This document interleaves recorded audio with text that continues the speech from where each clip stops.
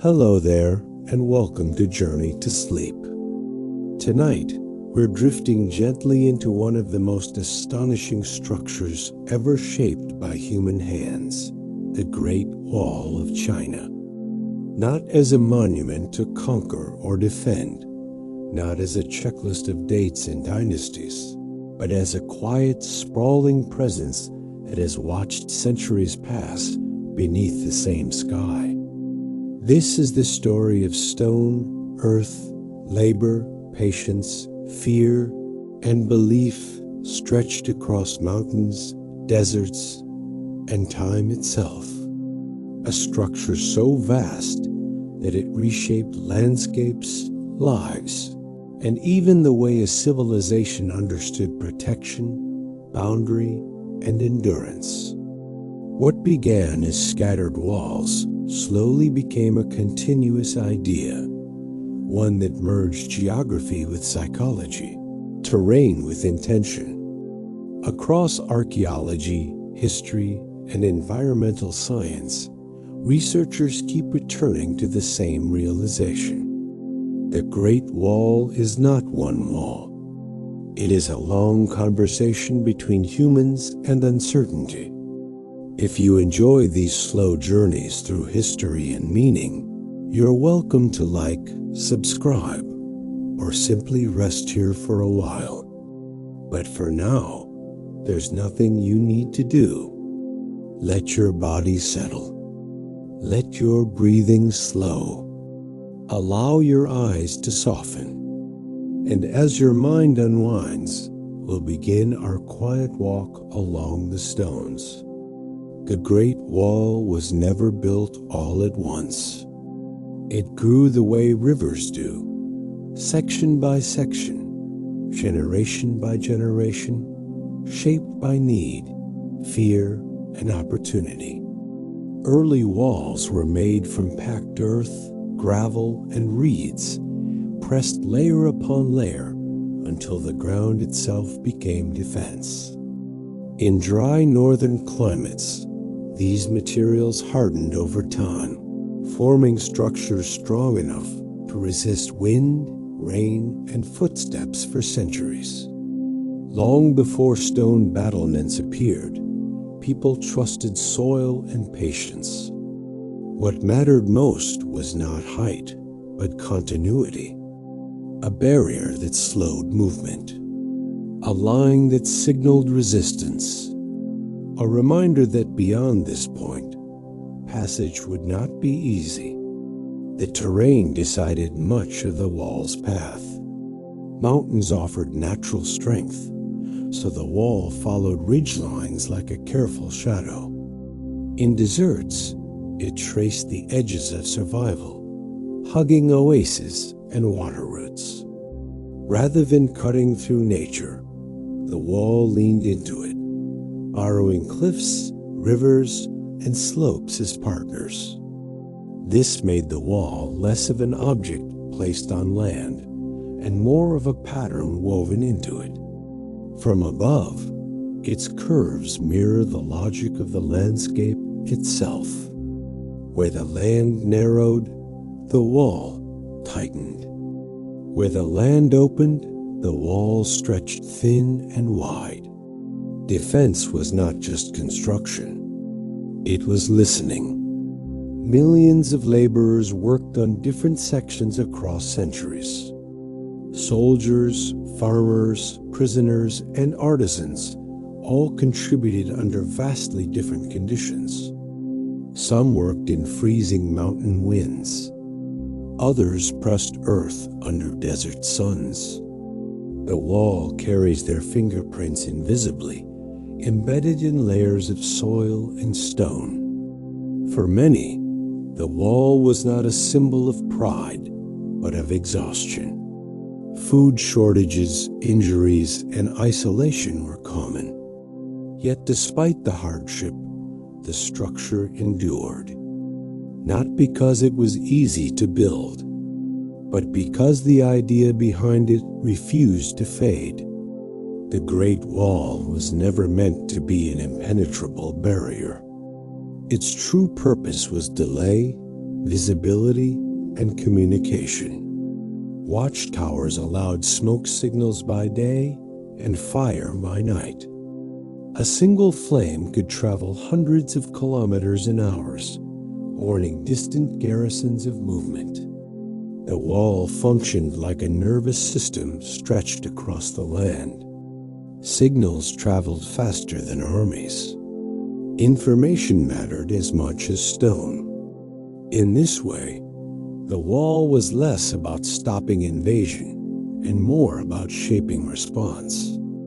It bought time. Time to gather forces. Time to prepare. Time to choose how to act. Different dynasties rebuilt the wall for different reasons.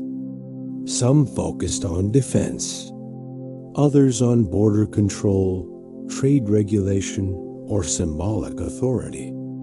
The wall marked where taxation changed, where laws shifted, where identity felt different.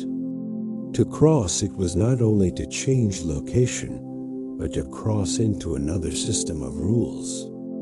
Merchants passed through gates where goods were counted and recorded. Nomads navigated paths that balanced cooperation with conflict.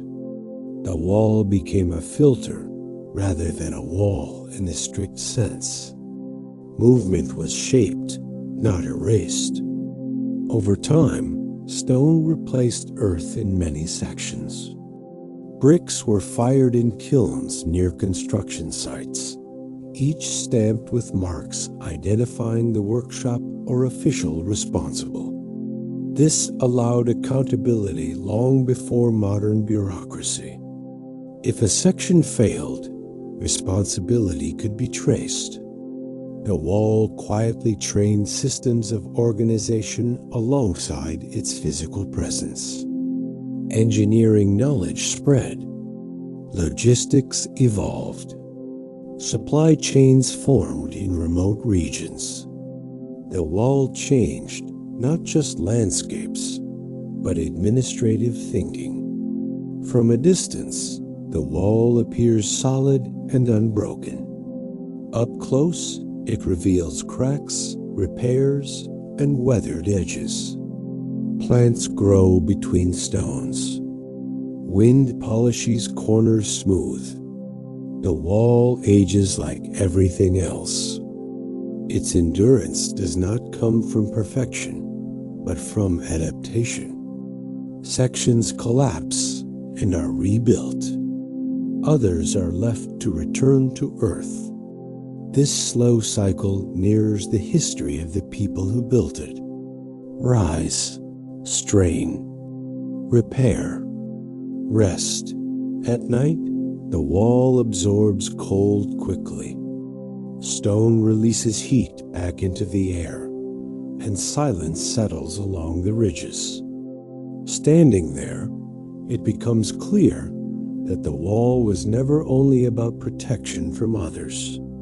It also held fear, uncertainty, and the deep human desire to draw a line between known and unknown. Beyond the wall lay open land, movement, unpredictability. Within it lay structure, rhythm, and continuity. The wall did not eliminate fear. It gave it form. As centuries passed, the wall's military importance shifted. Borders moved. Technologies changed.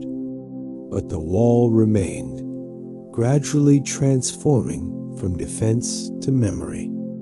Travelers wrote about it. Poets used it as metaphor.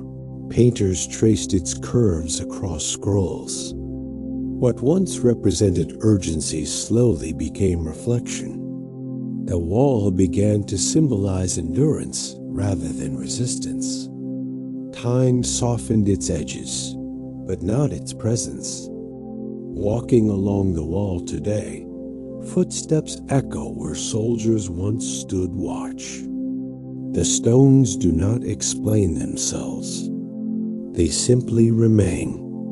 Each step follows countless others, some anxious, some bored, some hopeful.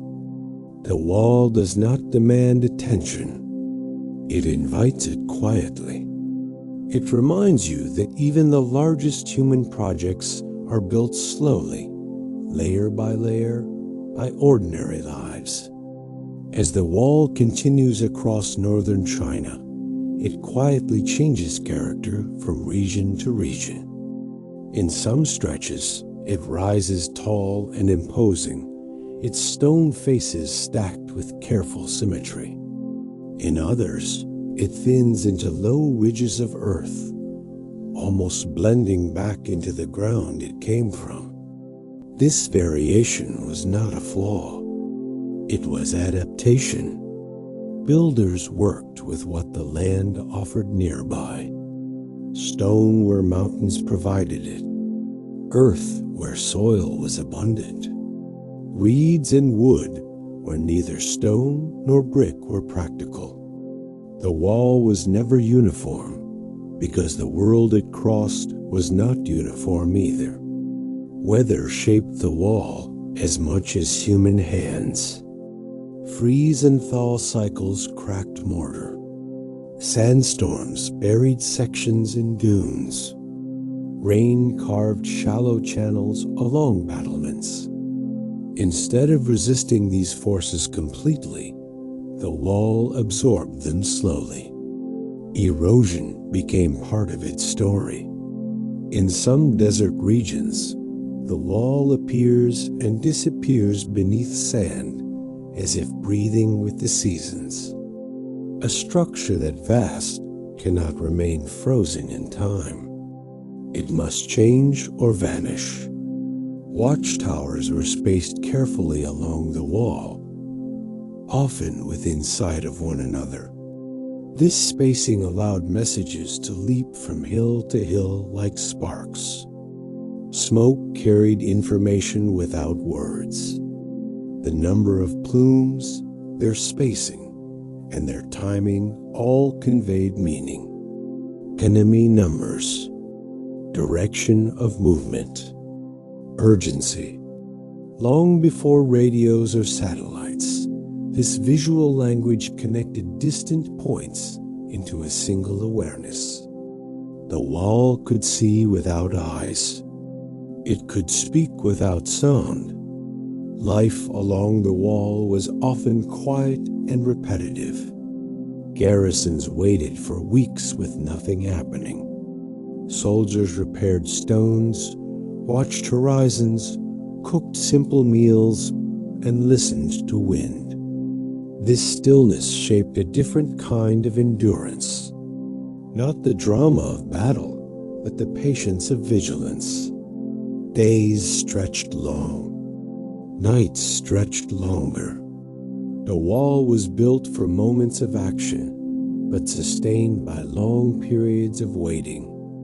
Supplies had to travel enormous distances.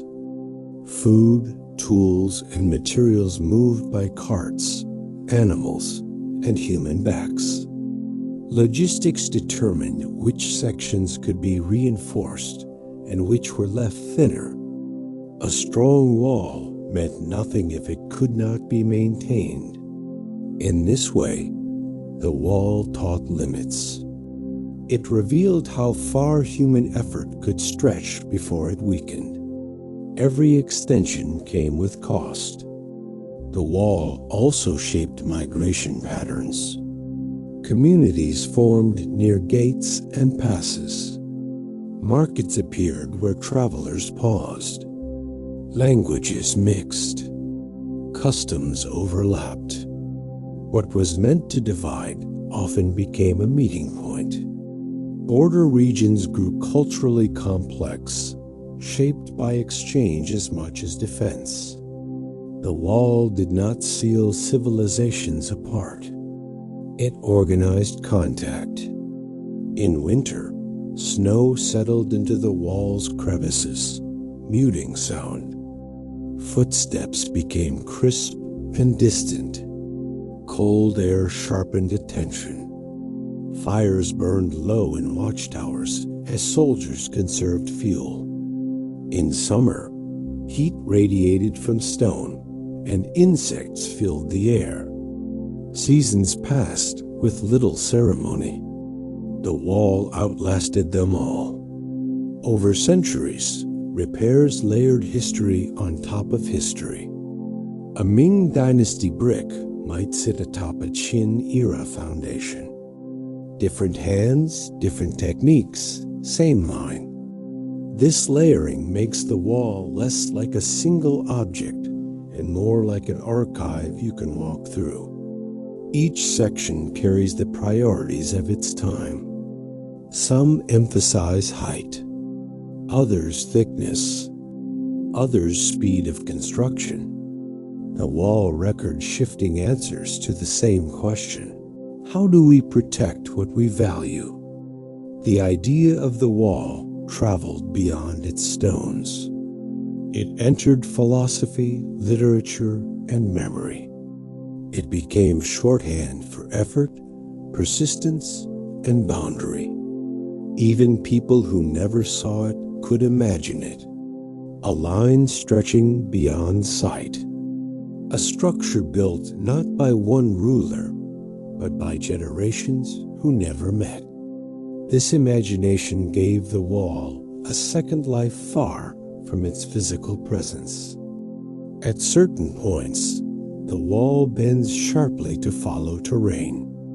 These turns feel intentional, almost thoughtful. Rather than forcing straight lines, builders respected slopes and ridges. The wall learned the land as it grew. This learning took time. Mistakes were made. Sections failed. Others held firm.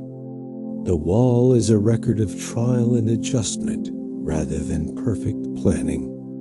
In remote areas, the wall fades into fragments. A few stones here, a low mound there. Without signs or paths, it can be easy to miss. Yet even in ruin, the line remains traceable. Like a memory that no longer feels vivid, but never fully disappears. The wall teaches that presence does not require completeness. As empires rose and fell, the wall stayed. Its purpose shifted from active defense to symbolic reminder. It began to represent continuity in a changing world. When cities expanded and borders moved, the wall marked an older rhythm, a slower pace of decision, a different relationship with time. Standing on the wall, distance behaves strangely. Nearby stones feel immediate and textured. Far sections dissolve into haze. The wall appears endless, yet always just ahead of you. This visual effect mirrors its history. You can study one section deeply and still grasp only a fragment of the whole. The wall resists total understanding. It invites partial presence instead. Wind moves differently along the wall. It accelerates through gaps and slows behind towers. Sound carries unevenly. A call may travel far in one direction and vanish in another. These small physical details shaped daily life more than grand strategy. Comfort, discomfort, fatigue, and alertness were all influenced by how the wall interacted with air and light. Animals adapted too. Birds nested in crevices. Foxes passed beneath collapsed sections. Plants took root in mortar. Over time, the wall became habitat as much as structure. Nature did not wait for permission. It moved in quietly and stayed. The wall's length makes it difficult to grasp mentally. Numbers feel abstract. Instead, the body understands it better. Step after step, breath after breath, Fatigue builds. Perspective shifts. Walking even a small section makes its scale undeniable. The wall is not impressive because it is tall. It is impressive because it continues. As night deepens, the wall loses sharp edges. Moonlight softens stone. Shadows stretch across battlements. Time feels less linear here. Past and present overlap gently. The wall does not rush you forward. It allows stillness. Far from the famous restored sections, the wall becomes something quieter. There are places where it no longer looks like a wall at all, just a gentle rise in the earth, a faint line of stones scattered like bones beneath the grass. In these stretches, the wall asks you to slow down to notice it. It does not announce itself. It waits. Local villages grew beside certain segments, adapting their lives to its presence. Children played near watchtowers. Farmers reused fallen bricks for homes, wells, and paths. The wall shifted from military asset to practical resource. Its meaning softened as urgency faded. Protection turned into familiarity. Stone turned into shelter. What once symbolized danger slowly became part of daily routine. The wall also shaped how distance was felt. Journeys along it were measured differently than journeys across open land. Movement followed curves rather than straight lines. Time stretched unevenly. Travelers learned patience, reading terrain instead of maps. The wall guided motion without dictating speed. It encouraged awareness rather than haste. Mist often clings to mountain sections in the early morning. From within it, the wall disappears entirely. Steps feel uncertain. Edges blur. Then the fog thins, and the wall reemerges piece by piece. A tower first, then a curve, then the path ahead.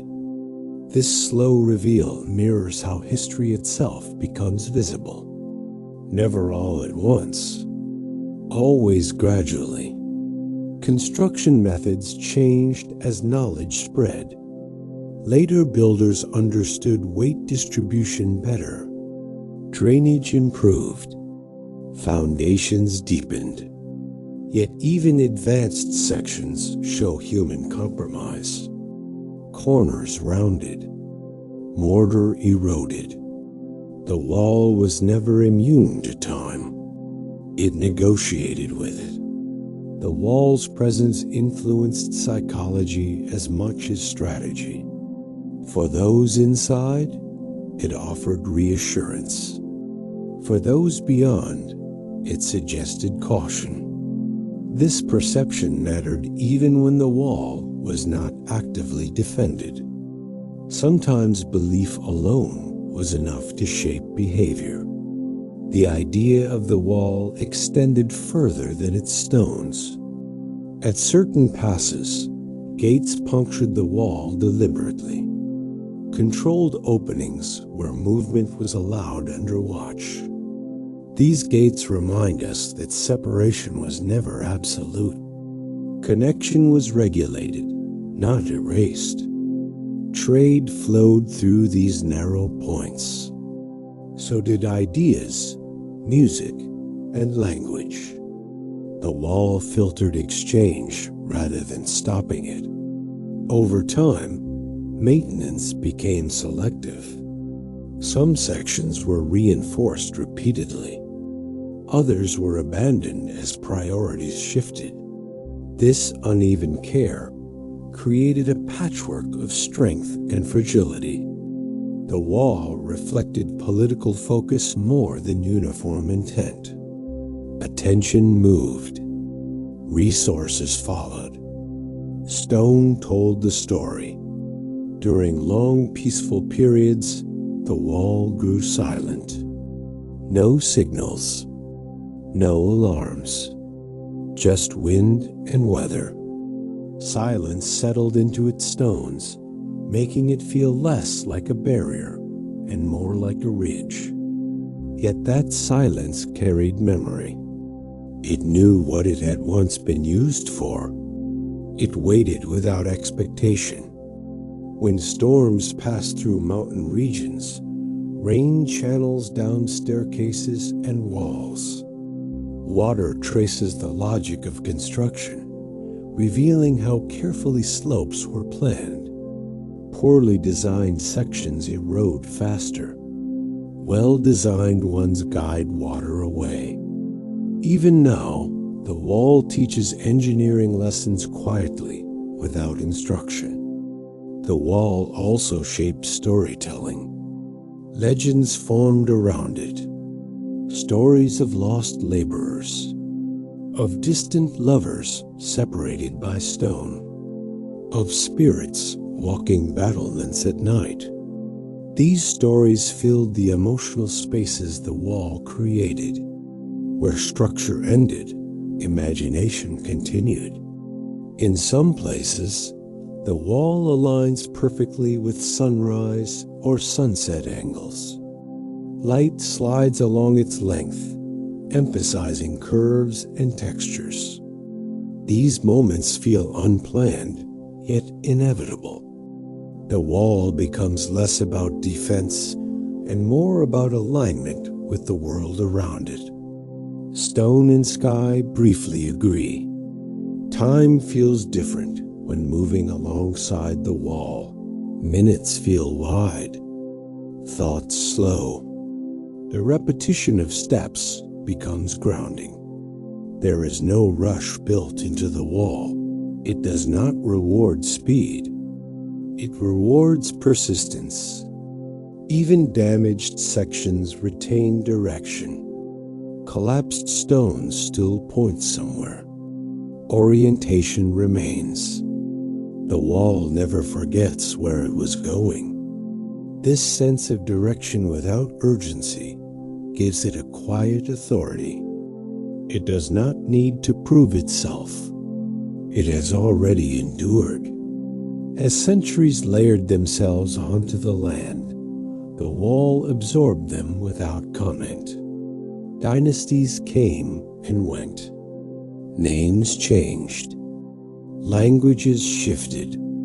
The wall did not adapt its identity to each era. It remained itself, letting meaning gather around it rather than replacing it. Standing still beside it, you notice how it framed space. On one side, the land feels contained.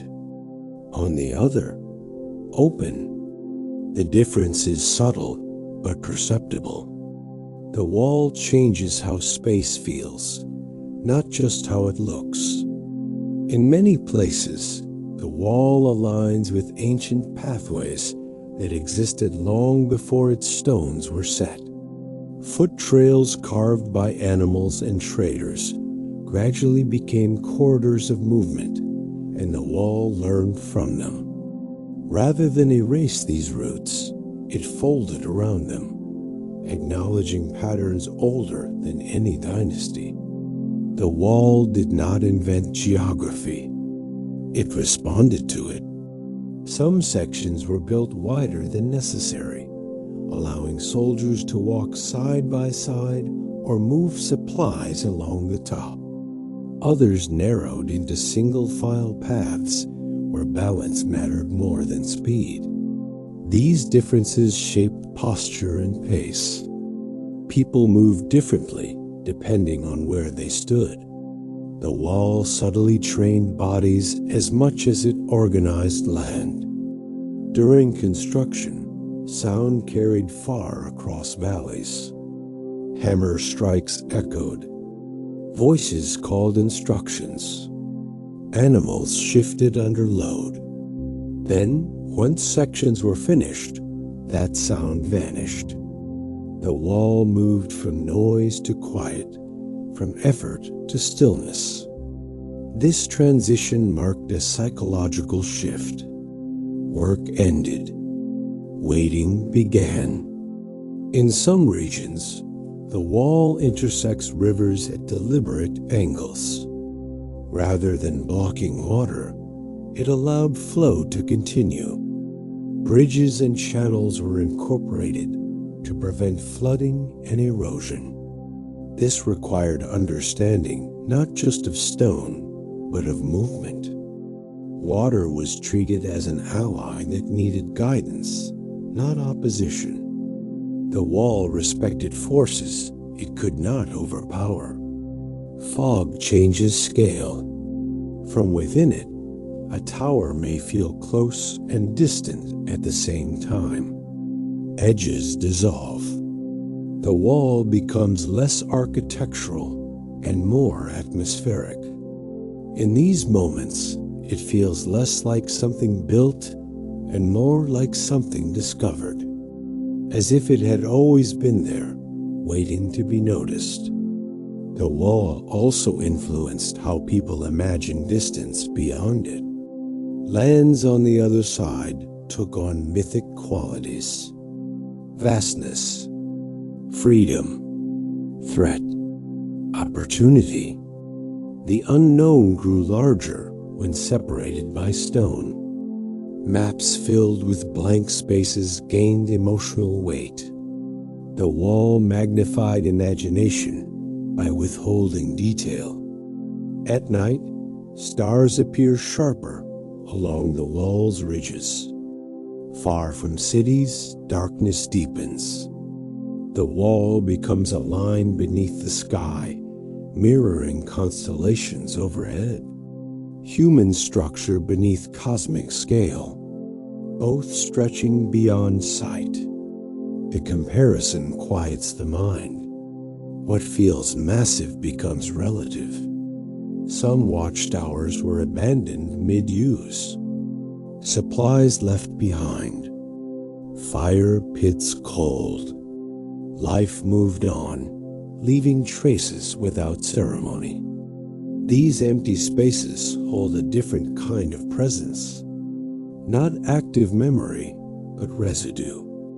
The wall does not clear its past. It keeps it gently. Repairs often reused older materials. Bricks were turned, stones reset. Nothing was wasted if it could still serve. This practice created continuity across eras.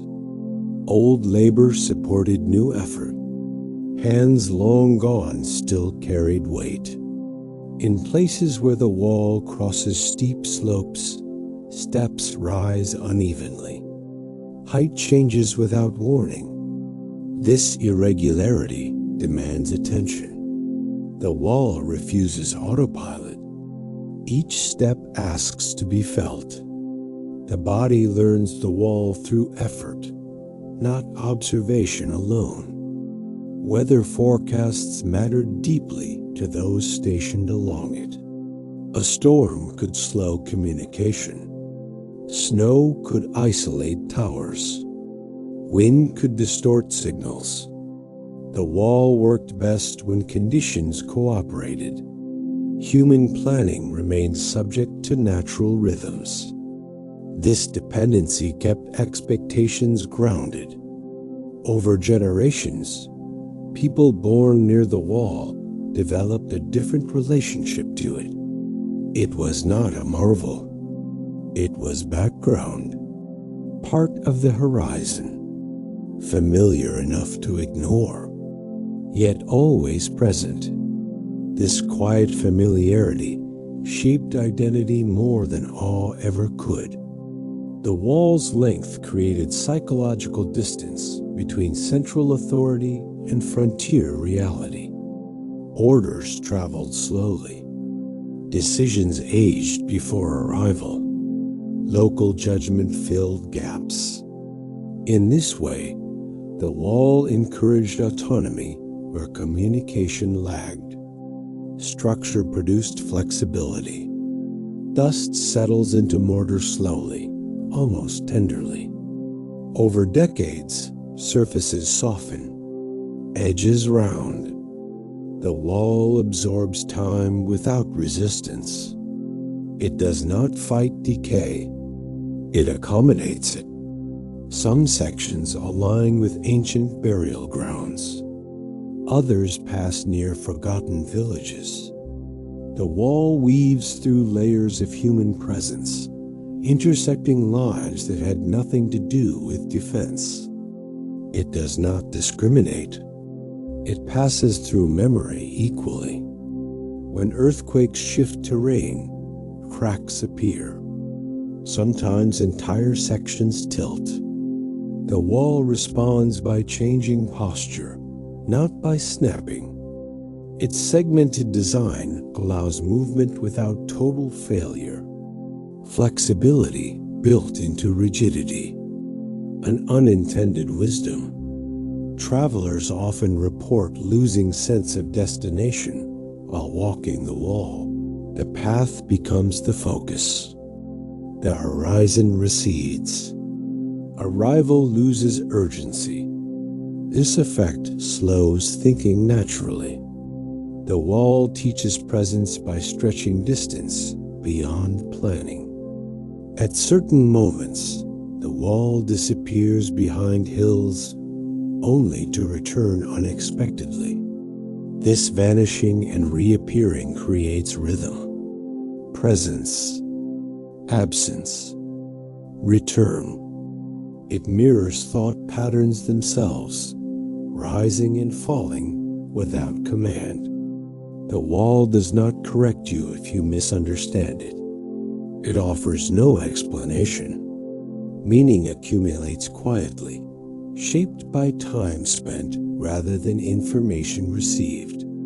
The longer you remain with it, the less you need it to speak. In stretches where the wall descends into valleys, it briefly loses height and authority. It steps down carefully, following gravity rather than resisting it. These descents reveal how deliberately the wall negotiates power. It rises where it must. It yields where it should. Control is never absolute. It is calibrated. Some stones bear faint marks, not inscriptions meant to be read, but impressions left by tools, ropes, and hands. These marks are accidental records of effort. They tell nothing specific, yet they confirm presence. Someone stood here. Someone lifted this. Someone adjusted and moved on. The wall remembers work more than names. In areas far from tourist paths, silence becomes layered. Not empty, layered. Wind over grass, distant birds, the occasional shift of stone cooling after heat. The wall does not dominate these sounds. It participates in them. It becomes another surface for the world to move across. At certain points, the wall turns sharply not for strategy, but for survival. Straight lines would have failed. Curves distribute stress. Angles redirect force. Engineering here is quiet intelligence rather than display. The wall teaches without explaining. Generations of repair created subtle mismatches in texture and color. Older stones darken. Newer bricks stand out briefly before weather equalizes them. Time edits differences gently. Eventually, contrast fades. The wall does not preserve hierarchy between old and new. It blends them.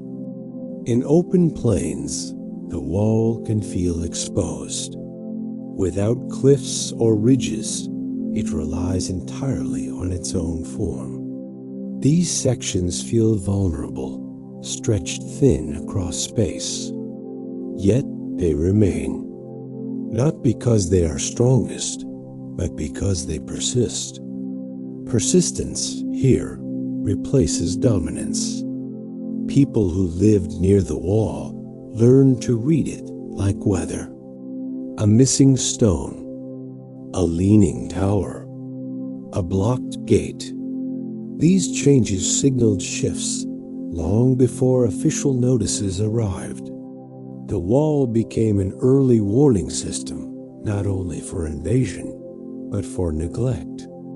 Its condition reflected attention. Over long periods, the wall absorbed cultural meaning without instruction. It became a reference point, a place to measure distance, a marker in stories, a backdrop for memory. Meaning attached itself naturally, the way moss grows on stone. In dry regions, footsteps echo sharply. Sound travels faster than expected. This acoustic quality once mattered deeply. Approach could be heard. Movement revealed itself. The wall was not only seen, it was listened to. Night alters the wall's scale. Without visual reference, towers feel closer together. Distances compress. The wall becomes intimate rather than vast. Darkness removes grandeur and leaves texture.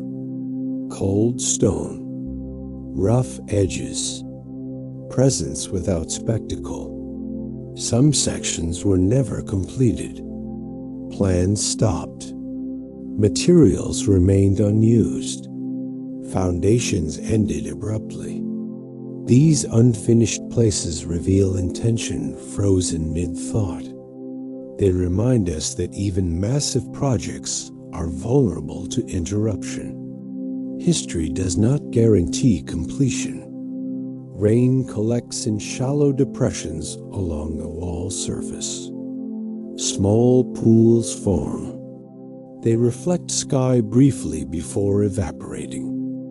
These quiet moments add softness to a structure built for tension. The wall holds water without complaint. It adapts. In some regions, grazing animals move alongside the wall, indifferent to its significance. They treat it as terrain, not symbol. This indifference strips the wall of drama. It becomes land again, stone among stone. As centuries pass, the wall increasingly belongs to time rather than to people. Human intention fades. Material reality remains. The wall continues not because it is remembered, but because it exists. Movement alone becomes less about destination and more about continuity. The path does not ask where you are going. It only offers the next step, and the next, and the next. The wall does not reward understanding. It does not change when interpreted. It remains whether noticed or not. This indifference gives it weight. It exists without approval. In places where the wall skirts cliff edges, the drop beside it sharpens awareness. Footing becomes careful. Balance matters. The wall does not protect equally everywhere. Sometimes it demands respect rather than offering safety. This tension between support and exposure is part of its character. It teaches alertness without instruction. Stone surfaces change under touch. Some feel coarse and dry. Others are smoothed by centuries of hands, rain, and wind. Running a palm along the wall reveals time and texture. Roughness gives way to polish. Edges soften where life brushed past repeatedly. The wall records contact more honestly than records ever could. In long, straight stretches, perspective narrows. The path ahead feels infinite. The same pattern repeats. Tower, wall, gap, tower. This repetition can quiet thought. The mind stops searching for novelty and begins to rest inside rhythm. The wall becomes a metronome for attention. During certain seasons, grasses grow tall against the wall's base. They sway in unison, tracing wind you cannot see.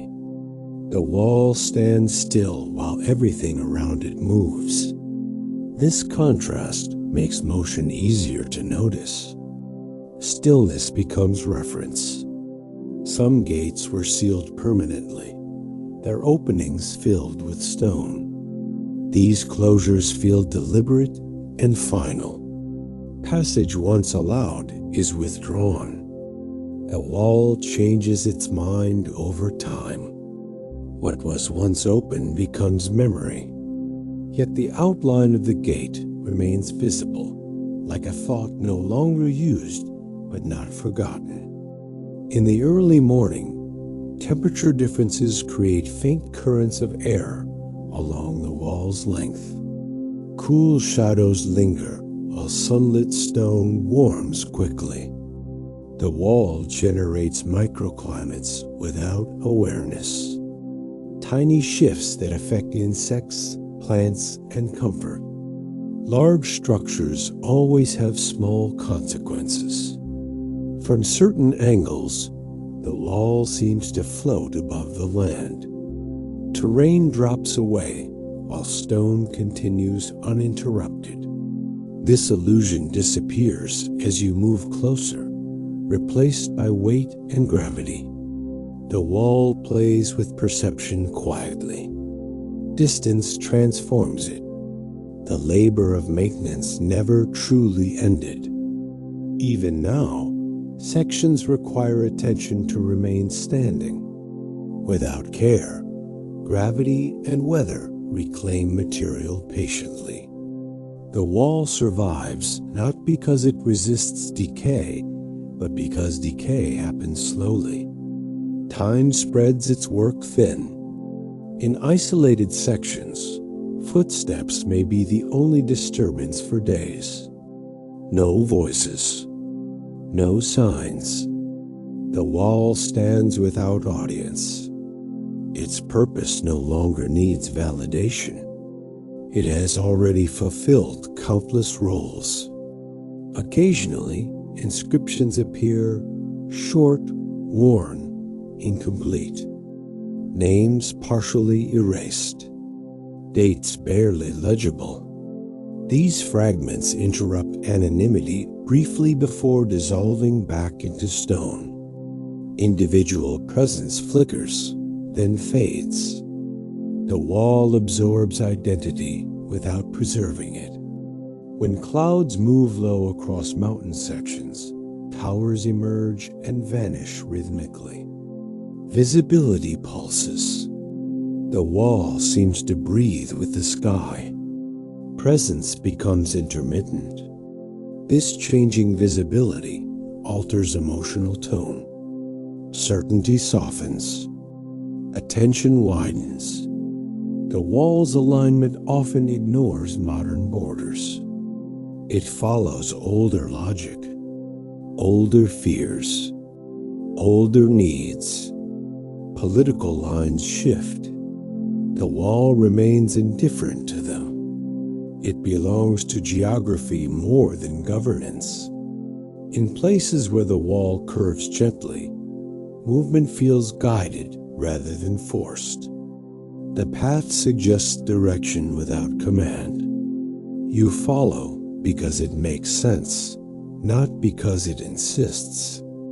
The wall leads by invitation. As materials weather, colors converge. Stone, earth, and brick settle into similar tones. Contrast fades. Difference quiets. The wall becomes more land than object. Integration replaces separation. Birds perch along parapets without concern for height. They see no boundary here, only elevation. The wall is meaningful to humans. To others, it is simply surface. In areas where the wall crosses windswept plateaus, the air feels wider. There is less shelter, less echo, more space between sounds. Here, the wall feels exposed, almost fragile, against the horizon. Yet it holds its line without apology. It does not need protection to exist. Footsteps change depending on material. Brick absorbs impact softly. Stone returns it sharply. Packed earth dulls it almost completely. The body learns these differences unconsciously. Each surface teaches a different rhythm of movement. The wall trains awareness through sensation. Some sections slope gently, almost imperceptibly. You may not notice the climb until your breathing deepens. Effort arrives quietly. The wall does not announce difficulty. It lets the body discover it gradually. This slow reveal makes endurance feel natural rather than forced. Morning light often reveals details hidden at noon. Small cracks, uneven mortar, subtle repairs. The wall shows different faces depending on time of day. It does not change itself. Light changes how it is received. In remote stretches, the wall intersects animal paths repeatedly. Hoof prints and paw marks cross its base without hesitation. Movement ignores boundary when survival requires it. The wall does not object. It remains, allowing passage where it cannot prevent it. Limits are always partial. Some watchtowers feel heavier than others. Thicker walls, lower openings, less light inside. These towers were built for endurance rather than comfort. Standing within them, sound dulls. Time feels compressed. The wall shelters differently depending on intention. Wind carries fine dust that settles into corners. It gathers where stone meets stone. Accumulation is slow, nearly invisible. Over years, it changes weight and balance. The wall accepts these deposits without resistance. It allows the world to leave traces. Certain staircases along the wall are uneven by design. Steps vary in height. Climbing requires attention. This irregularity discourages rushing. Speed becomes impractical. Presence becomes necessary. The wall's shadow moves steadily across the land. It marks time without sound. Stone becomes a clock face stretched across hills. Shadow lengthens, then withdraws. The wall participates in daily cycles without awareness. In long abandoned areas, plants take over maintenance roles. Roots stabilize loose stones. Grasses slow erosion. Nature repairs what humans no longer attend to. The wall survives through cooperation it never requested. Some stones bear scorch marks from long extinguished signal fires. Darkened patches remain long after purpose fades. These marks are quieter than inscriptions. They say only that something once mattered enough to burn. When clouds pass quickly overhead, light flickers across the wall. Texture becomes animated. Depth shifts. The wall briefly appears alive. Then stillness returns. In places where the wall has collapsed, the path continues anyway. Rubble becomes walkway. Direction persists without structure. The idea of the wall outlives its form. People walking along it often slow without deciding to. Conversation fades. Breathing deepens. Attention narrows gently. The wall encourages quiet without instruction. Some sections were reinforced far beyond necessity. Others barely held together. These differences speak of urgency, fear, and confidence. The wall carries emotional history as much as physical effort. At times, the wall aligns with distant mountain silhouettes. Lines echo one another across space. Human geometry meets geological patience. Neither dominates. They coexist. The wall does not resist forgetting. It allows memory to thin. Meaning loosens, yet presence remains. The wall does not resist forgetting. It allows memory to thin. Meaning loosens, yet presence remains.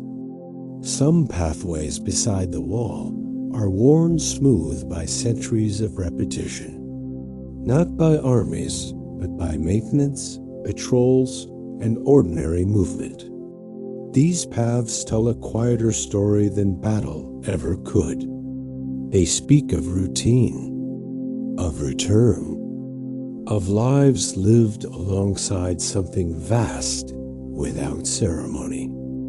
In stretches where the wall runs straight for long distances, the horizon becomes a companion. You walk with it, never reaching it. The wall and the horizon mirror each other. Both extend without offering arrival. Both encourage letting go of outcome. The wall's surface holds rain differently, depending on material. Brick sheds water quickly. Earth absorbs it. Stone channels it along seams. Each section responds according to its nature. The wall does not impose one method everywhere. It allows local solutions. Some towers lean slightly, not enough to fall, just enough to notice. Their tilt suggests age rather than failure. They have adjusted to ground movement, not resisted it.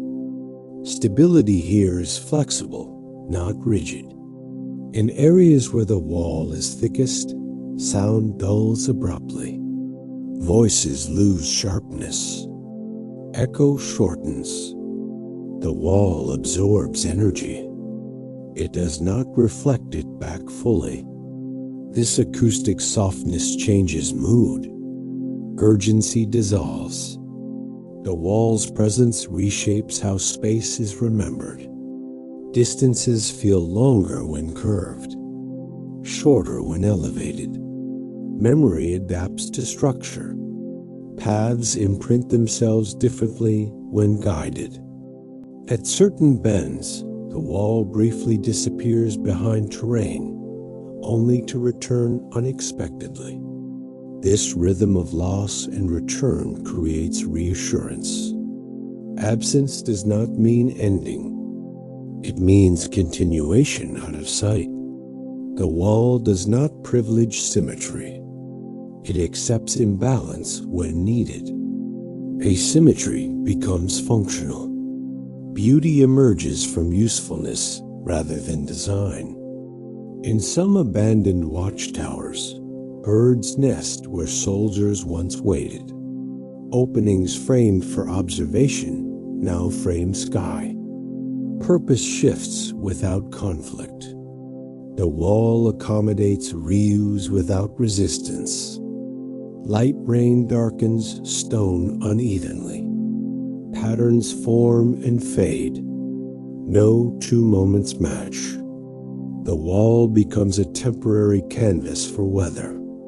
People who spend long hours near the wall often stop measuring progress. Steps become gestures rather than distance. Time loosens its grip. Attention settles into repetition. The wall never clarifies its intention. It does not explain why it turns here or thickens there. Understanding remains partial, and that partiality feels appropriate. In places where the wall is barely visible, its absence feels intentional, like a pause in speech. The land continues the sentence. As our quiet journey along the Great Wall begins to soften and slow, there is nothing here that needs to be concluded or solved. The wall does not ask to be understood all at once. It simply asks to be noticed, the way mountains are noticed, or the way the tide is noticed, through presence rather than explanation. Across centuries, the wall has shown us something gentle beneath its scale.